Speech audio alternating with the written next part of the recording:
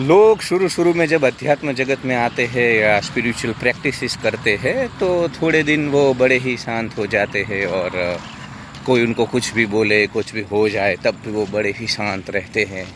परंतु फिर ज़्यादा दिन ये खेल इनका टिकता नहीं है, क्योंकि अंततः उनको वास्तविक समझ ही नहीं है अध्यात्म को लेकर के।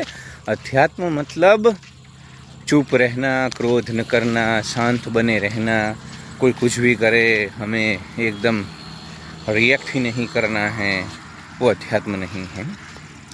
अध्यात्म के बाद भी जीवन की जो समस्याएं हैं वो तो ज्यों की त्यों ही रहती हैं, क्योंकि ये दुनिया तो रजोगुण में है ना। दुनिया तो माया के आवरण में है। तुम जग चुके हो या जागने का प्रयास करते हो, परंतु दुनिया तो अभी भी माया के खेल में है। तो वो लोग तो वही करेंगे।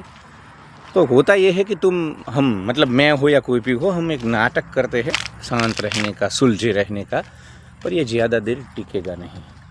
तो लंबा अगर चलना है और वास्तविक रूप में अध्यात्म को जानना है, तो अध्यात्म मतलब हम वही करेंगे जो ज़रूरी है, परंतु हम अब शांत रहेंगे।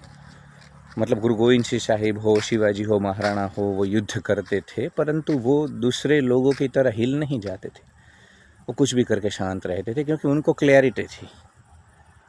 तो अध्यात्म मतलब सब कुछ करना जो भी ज़रूरी है वो, परंतु भीतर से आप ज़्यादा शांत हो जाते हो। तो बाहर तो आप जो ज़रूरी, और अध्यात्म मतलब जो ज़रूरी है वो करना ही, उससे नहीं भागना। मतलब अध्यात्म मतलब अगर युद्ध अनिवार्य है, आप मनहूस लोगों से, घटिया लोगों से घिरे हुए हो, ऑफिस में, समाज जीवन में, संसार में, तो उनको जवाब देना। एक सच्चा आध्यात्मिक इंसान वही है जो रिटेलिएट करता है, वो चुप नहीं बैठता है।